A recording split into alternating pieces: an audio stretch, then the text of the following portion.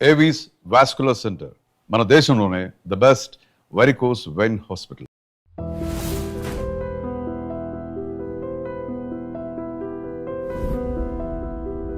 ఇప్పుడు ఈ క్లాస్లో పాండురంగ మహత్యం అని చాలా కాలం క్రితం ఎన్టీఆర్ యాక్ట్ చేసిన అద్భుతమైన పిక్చరు. ఆ రోజుల్లో చాలా పెద్ద హిట్.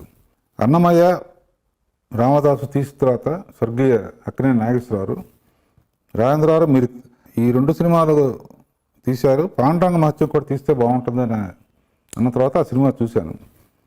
చాలా అద్భుతంగా చేసిన సినిమా అది, పెద్ద హిట్ అయింది ఆ రోజుల్లో. సేమ్ సినిమా బాలకృష్ణలో తీయాలని డిసైడ్ చేసుకున్నాం. పిక్చర్ అంతా బాలకృష్ణతో తీయటానికి చాలా హ్యాపీగా స్క్రిప్ట్ కానీ ఎన్ని వర్కౌట్ చేసాం. కానీ మొదటి నుంచి నాకు ఒక భయం ఉండేది. ఆ రోజుల్లో ఆత్రేయ గారు చాలా అద్భుతంగా రాసిన ఆ పాట అమ్మ అని అరిచిన ఆలకించమ్మ అనేది చాలా హిట్ సాంగ్. అంతకన్నా గొప్ప పాట మనం చేయగలమా అనేది భయం ఉండేది.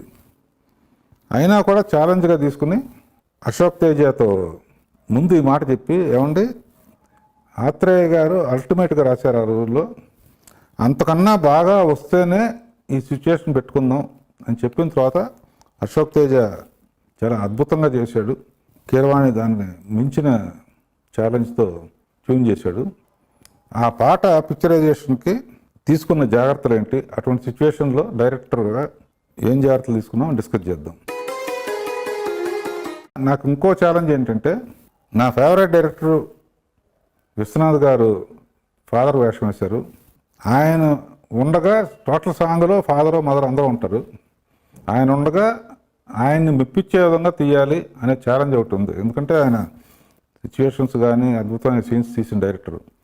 ఆయన ఎదురుగా ఒక పాట తీయటం అంటే కత్తి మీద సాంగ్ లాంటిది అనమాట. ఈ సాంగ్ సిచ్యువేషన్ ఏంటంటే, అప్పటి వరకు బాలకృష్ణ క్యారెక్టరు తల్లిని తండ్రిని కుటుంబాన్ని లెక్క చేయకుండా ఎప్పుడూ అమ్మాయిల పిచ్చితో అనేక దేశాలు తిరుగుతూ ఉంటాడు అనమాట. అలాంటి సిచ్యువేషన్లో ఒకరోజు 2 అమ్మాయిలు అమ్మడబడి ఒక ఫారెస్ట్లో ఒక ఆశ్రమంలోకి ఎంటర్ అయ్యి ఒక ఋషితో ఆర్గ్యుమెంట్ వస్తుందన్నమాట. ఆ క్యారెక్టర్ మోహన్ బాబు వేశాడు. ఆ ఆర్గ్యుమెంట్లో ఆవేశంగా ఆ ఋషిని కాలుతో తంతాడనమాట. తన్నేటప్పటికీ అతని కాళ్ళు చచ్చిపడిపోతాయి, అంటే పక్షవాతం వచ్చేస్తాం 2 కాళ్ళకి. అప్పుడు ఆ ఋషి చెప్తాడనమాట, నువ్వు చేసిన పాపాలు ఎంత అంత కాదు, ఎప్పుడైతే నీ కన్న తండ్రి కన్న తల్లి క్షమిస్తారో అప్పుడే నీకు మళ్ళీ విముక్తి కలుగుతుందని చెప్తామాట. న్యాచురల్గానే కాళ్ళు చచ్చిపడిపోయిన తర్వాత అతనిలో రిపెంటెన్స్ వస్తుంది, చేసిన పాపాలన్నీ గుర్తుకొస్తాయి. అప్పుడు అమ్మని నాన్నని తలుచుకుని వాళ్ళిద్దరిని రీచ్ అవ్వటం కోసం కాళ్ళు లేకుండా రీచ్ అవ్వాలంటే డేకుతూ వెళ్ళాలి. ఆ సిచ్యువేషన్ని ఎలా మేనేజ్ చేసి తీశాను అనేది ఒకసారి చూద్దాం.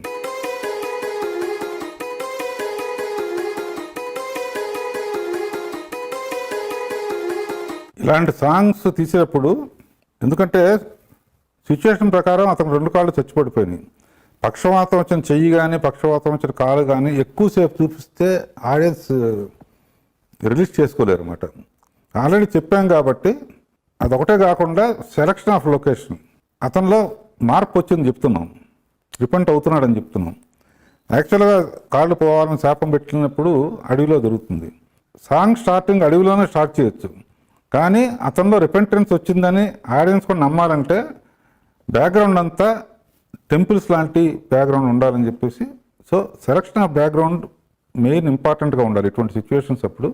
సో కొన్ని రూయిన్ టెంపుల్స్, కొన్ని రూయిన్స్ పిల్లర్స్, అంటే రూయిన్ అయిపోయిన వాడు మళ్ళీ మామూలు అవడానికి ఎలా అనేది ఒక టోటల్ స్టోరీ లాగా రాసుకున్నాను అనమాట. స్టోరీ బోర్డు తయారు చేసుకున్నాను. ఇప్పుడు వరకు చూసిన దాంట్లో ఏంటంటే, చూస్తానికి చచ్చుబడిన కాళ్ళు సైడ్ యాంగిల్ పెడితే త్రూఅవుట్ ప్రతి షాట్లోనూ ఆ కాళ్ళు లాక్కుంటే లేదా అసహ్యంగా ఉంటుందని చెప్పేసి ప్రతి షాట్ ఫోర్గ్రౌండ్లో ఒకటి పెట్టి ఒట్టి ఫేసును బాడీ కనపడేట్టు పెట్టి కాళ్ళు డేకుతున్నట్టే కనపడుతుంది. కాబట్టి కొంచెం ఆడియన్స్కి జుగుప్స్గా ఉండేది అవాయిడ్ చేసాం అనమాట. అందులో టాప్ యాంగిల్లోకి వెళ్ళినప్పుడు కూడా మీరు క్లియర్గా అబ్జర్వ్ చేస్తే టాప్ యాంగిల్లో యాక్చువల్గా ఒకసారి ఆయన చూపించాలి కనుక టాప్ యాంగిల్లో రాళ్ళన్నీ గరుగ్గా ఉన్నాయి. అతను చాలా ఇబ్బంది పడుతూ ఆ గరుకు రాళ్ల మీద మట్టి మీద ఇబ్బంది పడుతూ వస్తున్నాడని చెప్పాలి. టాప్ యాంగిల్లో జాగ్రఫీ చెప్పినా కూడా లాస్ట్కి వెళ్ళేటప్పుడు ఒక కొమ్మ అడ్డం ఉంటుంది, ఆ కాళ్ళు మట్టుకు కవర్ చేస్తాం అన్నమాట. సో ఎంత వాడు కురిగిపోయినా లేకపోతే పక్షవాతం వచ్చినా కూడా స్క్రీన్ మీద పెద్ద స్క్రీన్ మీద చూపించినప్పుడు అసహ్యంగా ఉంటుంది కనుక కొన్ని ఆడియన్స్కి కాస్త చూపించేసి మిగతా అంతా కవర్ చేసి తీశాను. అది క్లియర్గా ప్రతి చోట అబ్జర్వ్ చేయొచ్చు మీరు. ఇక్కడ నుంచి ఎవరి కోసం పాడుతున్నాడో వాళ్ళని రీచ్ అవ్వాలి. రీచ్ అవ్వటం ఒకేసారి మదర్ని తండ్రిని రీచ్ అయితే ఇద్దరు ఉండగా చేయాల్సి వస్తుంది. అందుకనే సపరేట్ చేయటం ముందు తల్లితో చరణంలో తల్లితో ఉంది కాబట్టి తల్లితో జరగడానికి వీలుగా లొకేషన్లో కోనేరులో నీళ్ల కోసం వచ్చింది, ఆయన సంజయ్ వార్చుకుంటున్నాడు, ఈవిడ ముందు బయలుదేరింది. ఫస్ట్ ఈవిడ చూడటం షార్ట్ వేసాం అనమాట. ప్రతి షాటు ఒక నంది సజెషన్లోనో ఒక పిల్లల సజెషన్లోనో ఒక పవిత్రమైన బ్యాక్గ్రౌండ్లో ఉండేటట్టు క్రియేట్ చేసాం అనమాట. ఫస్ట్ ఏంటి, ఆ బీజంలో ఒక యాక్షన్ జరగాలి. ఏం జరగాలి, నీళ్లు తెస్తుంది, నీళ్ళే ఎందుకు తేవాలి అంటే ముందే ఆలోచించి పెట్టుకున్నాం అనమాట. దగ్గర రాగానే కొడుకుని చూడంగానే ఆ షాక్తో బిందె వదిలేస్తే ఆ బిందెలో వాటర్ ఆవిడ పాదాల మీద పడి ఆ పాదాలకి కడుగుతూ లైన్ మొదలు పెట్టాలని ముందు నేను ఫిక్స్ చేసుకున్నాను. సో ఇటువంటి పాటలు తీసేటప్పుడు ఏంటంటే ఆర్టిస్టులకి ఏ యాక్టివిటీ ఇవ్వాలి, ఆ యాక్టివిటీ ద్వారా మనం చెప్పాల్సింది చెప్పాలి. ఊరికినే ఆ అమ్మాయి బిందుతో వచ్చింది, బిందు పక్కన పెట్టి బాబు ఇలా అయిందా అని ఒళ్ళో కూర్చోబెట్టుకోవచ్చు. బట్ దాన్ని కూడా వాడుకోవాలంటే ఫస్ట్ టైం దూరంగా మాట వింది దగ్గరికి వచ్చి చూసేటప్పటికి కాళ్ళు చచ్చుబడిపోయిన అర్థం. ఇది ఒక్కసారి బిందు వదిలేసేటప్పటికి ఆ పాదాల మీద న్యాచురల్గానే నీళ్లు పడి ఆ పాదాలని కడుగుతూ అమ్మా నన్ను క్షమించు అని చెప్పటం. సో స్టోరీ బోర్డు క్లియర్గా వేసుకుంటే అక్కడికి వెళ్ళిన తర్వాత మళ్ళీ కన్ఫ్యూజన్ లేకుండా లొకేషన్ ముందు చూసుకుని 2-3 రోజుల ముందు లొకేషన్కి వెళ్ళి ఎక్కడ ఏ ఆర్టిస్ట్ ఎక్కడ స్టార్ట్ అవుతుంది, ఎక్కడికి వచ్చేటప్పటికి పర్ల ఎండ్ అవ్వాలి, ఎక్కడ వచ్చేటప్పటికి బీజం చేయాలి అన్నీ డిసైడ్ చేసుకోవాలి. స్టోరీ బోర్డు వేసుకుంటే అంటే నేను స్టోరీ బోర్డు రాయను కానీ నా మైండ్లో స్టోరీ బోర్డు ఉంటుందన్నమాట.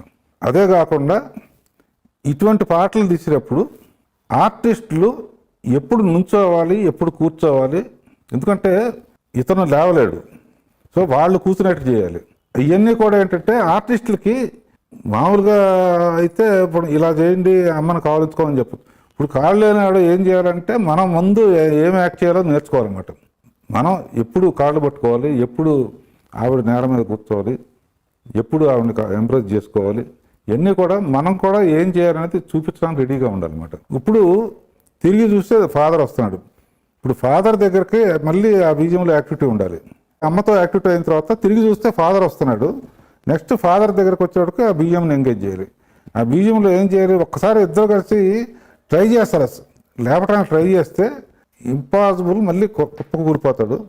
దాంతో విశ్వనాథ్ గారు కూడా రాయి మీద కూర్చుండిపోతాడు అనమాట. ఫస్ట్ లైన్ అవ్వగానే ముందు మదర్కి యాక్టివిటీ లేదు కనుక మదర్ని అవుట్ చేస్తాం, ఎందుకంటే తర్వాత జరగబోయే దానికి లింక్ చేసుకున్నాం. సో అప్పుడు నాన్న సబ్జెక్టు కరెక్ట్గా వీళ్ళిద్దరి మధ్య ఉంటుంది. నాన్నతో డైరెక్ట్గా మొదటి నుంచే దండం పెట్టి ఫేస్ దగ్గరికి వెళ్తే ఇబ్బంది అని చెప్పేసి నాన్న ఒళ్ళో తలబెట్టి లైన్ స్టార్ట్ చేశాను అనమాట. గుండెల మీద ఆడుకున్నానని, నీ వేలు పట్టుకుని లోకం అంతా చూశానని. సో ఇదేంటంటే యాక్చువల్గా పొజిషన్స్ కూడా మనమే యాక్ట్ చేసి చూపించాలి. జనరల్గా క్రేన్ ఎందుకు వాడాలండి, టాలీ ఎందుకు వాడాలండి అప్పుడప్పుడు కొంతమంది స్టూడెంట్స్ క్వశ్చన్స్ చేస్తూ ఉంటారు. కొన్ని లైన్స్ తెలియకుండా నన్ను ఇంప్రెస్ చేస్తాను. అందులో అద్భుతంగా అశోక్ తేజ రాసిన లైన్లో అమ్మకు బ్రహ్మకు మధ్య నాన్నే ఒక ఇచ్చినని. సో ఆ షాట్ అప్పుడు యాక్చువల్గా క్రేన్ అలా పైకి వెళ్తుంది. క్రేన్ ఎందుకు వాడాలి అంటానికి తెలియకుండా ఇవన్నీ వర్కౌట్ అవుద్ది. అక్కడ అమ్మకు పాదాలు కడిగాడు, ఇక్కడ నాన్న కాళ్ళు పట్టుకోవడానికి నాన్న పూజిస్తే ఆదిదేవున్నే పూజించినట్టు అన్నప్పుడు పెట్టి ఆ తర్వాత లేచినప్పుడు ఆయన తండ్రి చెప్పడం తీసుకుని అప్పుడు ఆ తర్వాత దండం పెడతాడు. ఫస్ట్ కనపడినప్పుడు దండం పెట్టకుండా. సో ఇవన్నీ ఏంటంటే ఇక్కడ చెయ్యి ఎప్పుడు పెట్టాలి, ఎప్పుడు దండం పెట్టాలి, ఎప్పుడు ఒళ్ళో పడుకోవాలి, ఇవన్నీ కూడా మనం యాక్ట్ చేసి చూసుకుంటేనే ఇంత పర్ఫెక్ట్గా తీయాల్సి వస్తుందన్నమాట. ఇందులో చాలా అద్భుతంగా అశోక్ తేజ రాసిన లైను, మర్చిపోయి కూడా నన్ను మన్నించొద్దమ్మా. ఆ టైంకి ఆ అమ్మాయి అక్కడ ఇంటర్గట్లో పూజ చేసినట్టు చూపించి దాని తాలూకా వస్తువులు తీసుకొచ్చినట్టు పెట్టి అటు తిరిగి అప్పుడు మర్చిపోయి కూడా నన్ను మన్నించొద్దమ్మా అని పాడటం. తండ్రి మన్నించమన్నప్పుడు కట్ షాట్ చేయొచ్చు, కానీ సేమ్ షాట్లో తండ్రి చెయ్యి భుజం మీద పడితే ఆ స్పర్శకి తిరిగి మళ్ళీ తండ్రితో చెప్పటం. ఇవన్నీ ఏంటంటే డీటెయిల్డ్గా మీరు గమనించాలన్నమాట. అందులో కట్ షాట్ చేస్తే అంత ఎమోషన్ రాదు. కలనైనా నన్ను క్షమించొద్దని చెప్పి ఆయన చేతులు తీసుకుని తన చెంపలు వాయించుకోవటం అనేది పాట క్లైమాక్స్కి వెళ్ళింది అనమాట. ఏదైనా కూడా దేవుడి దయతోనే అవుతుందని ఒట్టి ఈడ తీసుకొచ్చి అది రాస్తే కార్డులు వచ్చినట్లు నమ్మరు కనుక ఎక్కువ షాట్లు నరసింహస్వామిది దండకం అవన్నీ వేసి మళ్ళీ అతనికి కార్డులు వచ్చినాయని చెప్పి ఎప్పుడంటే అల్టిమేట్గా ఏంటంటే ఇటువంటి పాటలు తీసినా కూడా అల్టిమేట్లీ దైవబలం కూడా యాడ్ అయిందని చెప్పడం కోసం లాస్ట్లో ఆ దండకం పెట్టేటప్పటికి సాంగ్ కన్విన్సింగ్గా పూర్తయింది. అప్పుడు కానీ నాకు ఆ పాండురంగడిని కన్నా తక్కువ లేకుండా తీయగలిగాం.